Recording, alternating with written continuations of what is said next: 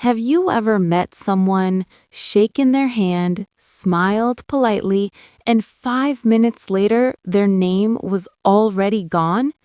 It feels small, but that moment stays with you. It creates doubt. You start to wonder what is wrong with you. Then it happens again. You study for hours. You understand everything. You feel ready. You walk into the exam room, sit down, look at the paper, and suddenly your mind feels empty, like a room with the lights turned off. Or maybe it happens in daily life. You open your phone to check one thing, and 30 minutes later you are still scrolling, and you cannot remember why you picked the phone up. If this sounds familiar, listen carefully. This video is not about having a bad memory, and it is not about intelligence. You are not slow. You are not broken. Here's the truth most people never hear. Your memory is not broken. Your system is. For years, you were taught what to learn, but never how to remember. You were given information, but not structure. You were pushed to move fast, not to store deeply. So your brain did exactly what it was trained to do. Today, that changes. You are not going to learn tricks. You are going to learn a complete system, a system that changes how your brain stores information, how it protects what matters, and how it remembers things for life. As you train your memory, you will also train your English. Stay with me. Step 1. How memory really works. Most people grow up believing one quiet sentence: I have a bad memory. It sounds harmless, but it slowly becomes an identity. People repeat it at school, at work, and in daily life until they stop questioning it. But no one is born with a bad memory. Your brain is not weak. It is untrained. Think of your brain like a library. Every name, every word, every date, every idea you learn is like a book arriving at the front door. The books are not the problem. The problem is what happens next. If books are thrown inside without labels, without shelves, without a system, they pile up. When you need one book later, you cannot find it. Not because it is gone, but because it was never stored correctly. This is how memory actually works. Short-term memory is like a whiteboard. You write something on it, you use it for a moment, and then it fades. Long-term memory is like a permanent archive. Once information is moved there, it can stay for years, sometimes for life. The mistake most people make is keeping everything on the whiteboard. They read, listen, cram, and move on, expecting the brain to remember automatically. But memory is not magic, it is a process.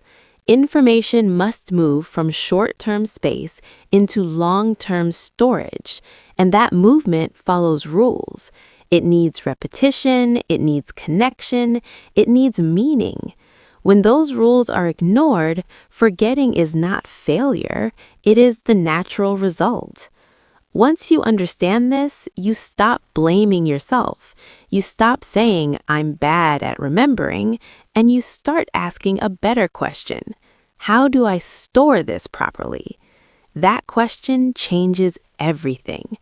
Understanding this foundation gives you control, confidence, and a clear starting point for rebuilding your memory system correctly over time deliberately. Step 2. You can't remember what you never notice. Here's a hard truth most people never accept. You do not have a memory problem. You have an attention problem. Memory does not fail first. Attention fails first.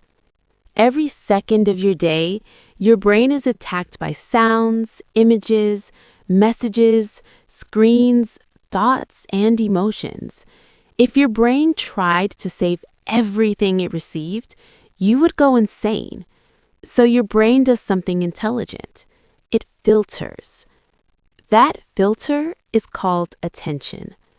Attention decides what matters and what does not. If something feels important, clear, or meaningful, your brain marks it as worth keeping. If it feels ordinary, rushed, or half-noticed, your brain lets it fade. This is why you can forget a person's name seconds after hearing it, but remember an embarrassing moment from 10 years ago in perfect detail. The emotion was strong. The attention was complete.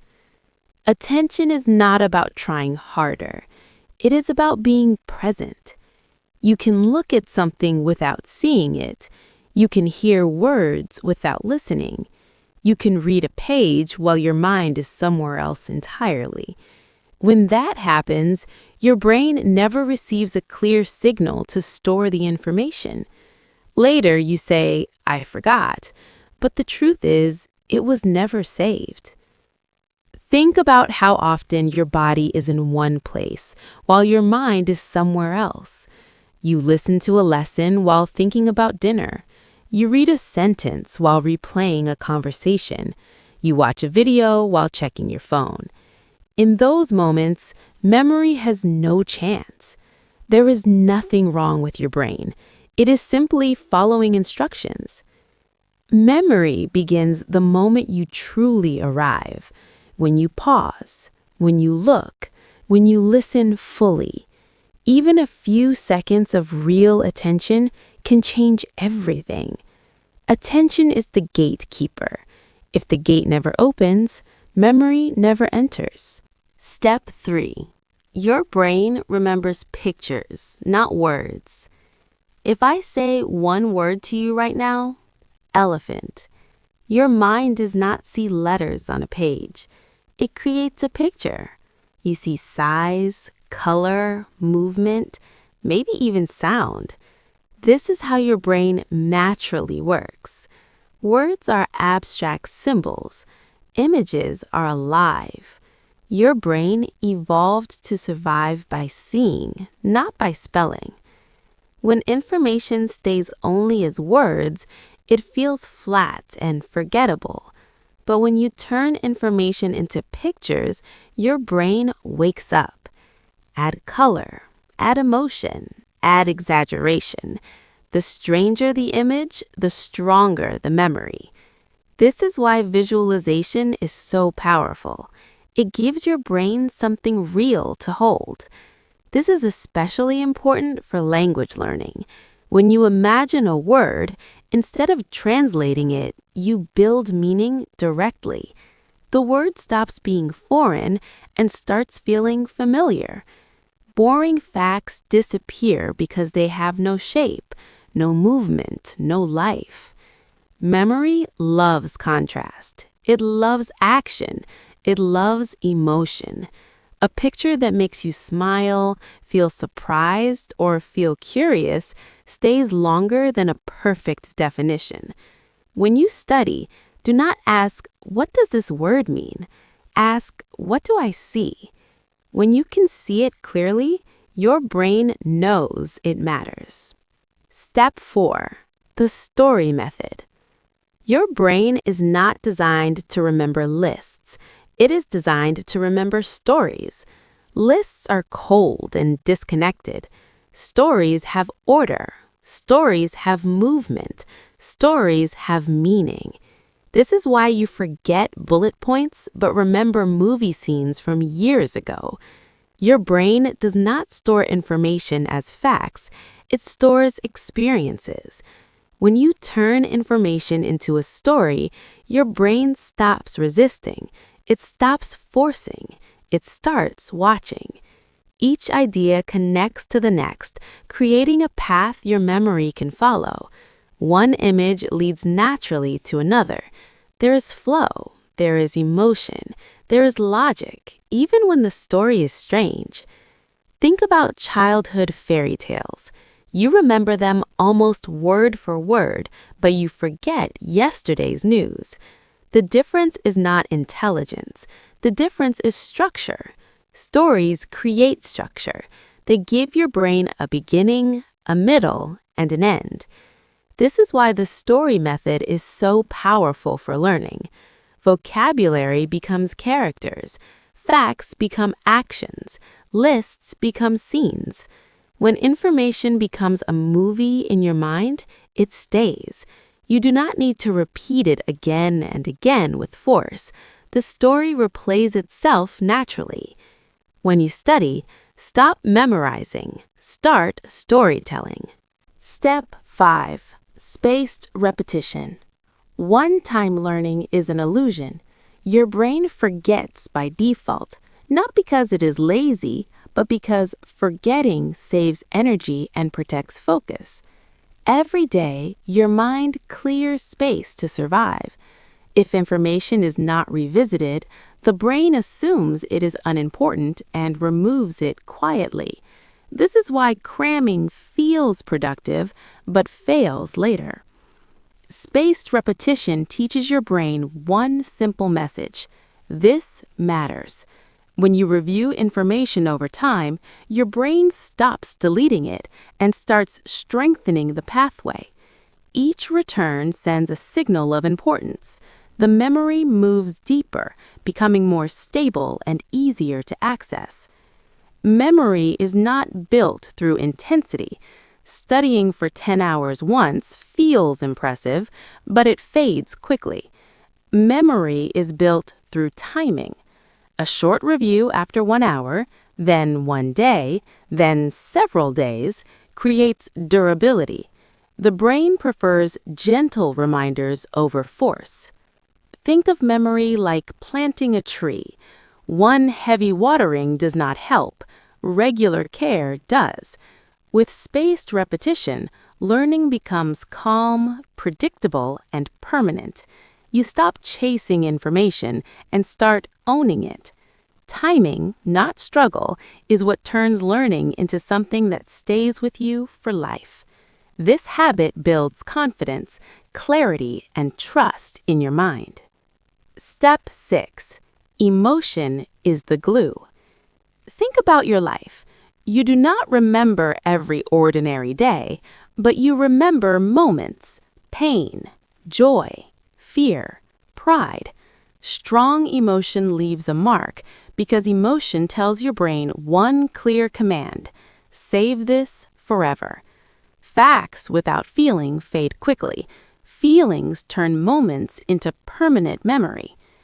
If you want memory that lasts, you must feel something. The feeling does not need to be dramatic. It can be curiosity, surprise, connection, or personal meaning. Even small emotion is enough to anchor learning. When emotion appears, the brain releases signals that strengthen storage. This is why you remember a song from a difficult time or a sentence spoken during a powerful moment. The information is attached to a feeling, so it stays. Learning without emotion feels empty and fragile. You can create emotion intentionally. Add imagination. Add relevance. Ask how this information connects to your life. Picture yourself using it. Feel pride when you understand.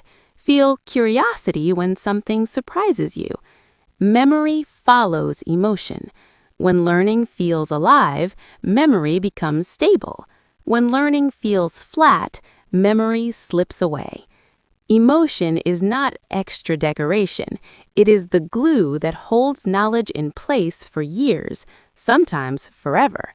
This principle applies to language learning. Step 7. Teach to remember. The fastest way to forget something is to keep it to yourself. Silence feels safe, but it is dangerous for memory. The fastest way to remember something is to teach it. The moment you explain an idea, your brain is forced to work differently. When you teach, your brain must rebuild knowledge from the inside out. You recall the idea, you organize it, you choose words. This process strengthens memory far more than reading or repeating quietly. Teaching turns passive understanding into active ownership. You do not need a classroom. You do not need students. Teaching can be simple. Explain the idea to a friend. Say it out loud to yourself. Write a short post. Record a voice note. Each act of teaching sends a powerful signal to your brain. This matters. When you teach, you stop being only a receiver, you become a creator. And whatever you can create, you do not lose easily. Knowledge becomes flexible. You can use it, adapt it, and explain it again later. Teaching also reveals gaps. If you cannot explain something clearly, you know where to improve. This honesty accelerates learning. Teaching is not the end. It is proof that learning has begun. Now. Step 8. Mind Palace. Your brain remembers places better than facts. This is not a trick. It is a natural ability you already use every day. You can remember rooms, streets, buildings, and paths from years ago because space gives memory structure. The Mind Palace uses this strength. You choose a familiar place, such as your home, and place information inside it using images. Each room holds one idea. When you want to remember, you walk through the space in your mind. Information appears automatically. This works because locations anchor memory. Abstract facts float. Places hold them still. The more familiar the place, the stronger the recall. At first, it feels slow. With practice, it becomes effortless. This technique has been used for centuries by serious learners. It turns memory into navigation. You are no longer searching blindly. You are walking with direction. That sense of order reduces stress and increases confidence. Your brain prefers organized spaces to random piles. Use this tool with patience and consistency daily. Step 9. Review before sleep. Sleep is not rest for your brain. It is decision time. During sleep, your brain reviews the day and decides what to keep and what to delete. This is why the final moments before sleep matter so much. When you review information before bed, you send a clear signal. This is important. Your brain listens. It moves that information into long-term storage. Without review, even good learning fades. The night chooses what stays. A short review is enough. 5 minutes can change everything. Turn off distractions. Revisit key ideas. Say them quietly. Visualize them once more, then sleep. This habit costs no extra time and gives powerful results. Many people waste this moment by filling their mind with noise. You can use it to build memory instead. Nighttime review strengthens learning, improves recall, and builds trust in your mind. Serious learners protect this moment carefully and use it consistently every day. Step 11. Write by hand. Writing by hand is the save button of the brain. When you write, your thinking slows down, your attention deepens, your brain becomes active instead of passive. Reading and listening are gentle, but writing demands effort. That effort strengthens memory. When you write, you organize ideas, choose words, and connect meaning. This process creates stronger memory pathways. Typing is fast, but it often skips thinking. Handwriting forces clarity. Even short notes are powerful. One sentence written with focus is better than many pages read quickly. Writing turns information into ownership. It becomes personal. You see your thoughts on paper. You feel progress. This physical action anchors learning deeply. Serious learners use notebooks not for decoration, but for memory. Writing is not about perfection. It is about engagement. Each written line tells your brain, this matters. Over time, your notebook becomes an external mind you can trust. Step 12. Active recall. Active recall means pulling information out without looking. It is uncomfortable, and that is why it works. Most people reread and feel confident, but recognition is not memory. Memory is retrieval. When you struggle to recall, your brain strengthens the pathway. Each attempt builds durability. This is like lifting weight for the mind. Watching someone lift does nothing. You must lift yourself. Close the book, ask questions, test your memory honestly. Even partial recall helps. The struggle is not failure, it is training. Active recall shows you what you truly know and what needs work. This clarity saves time. Instead of guessing, you focus precisely. Over time, recall becomes faster and stronger. Serious learners choose this discomfort because it brings control. They stop hoping to remember and start knowing. Active recall turns learning into a skill you can rely on under pressure, stress, and real-life conditions. Step 12. Philosophy. Your brain is not weak. It is overloaded. Every day you pour more noise into it than it was ever designed to carry. Messages, videos, opinions, alerts, endless information with no direction. None of it pauses to ask if it belongs in your life. And slowly, your mind becomes crowded. Memory needs space. Wisdom needs silence. When your mental space is filled with junk, there is no room for what matters. You forget not because you are careless, but because important things are buried under unimportant ones. The brain cannot protect what you refuse to protect yourself. This is why protecting your mind is not a luxury, it is a responsibility. Attention is limited. Energy is limited. If you spend both on noise, nothing meaningful remains. Choosing what you consume is choosing what you become. Protect your mornings. Do not start your day by flooding your brain with other people's thoughts. Give yourself quiet before input. Protect your evenings. Release the day instead of drowning it in screens. Let your mind close gently. Set boundaries with information. Not every message deserves a response. Not every video deserves your time. Not every opinion deserves space in your head. Discipline is not restriction, it is freedom. Memory is not just about learning more, it is about choosing better. Choosing depth over volume, choosing clarity over chaos, choosing meaning over distraction.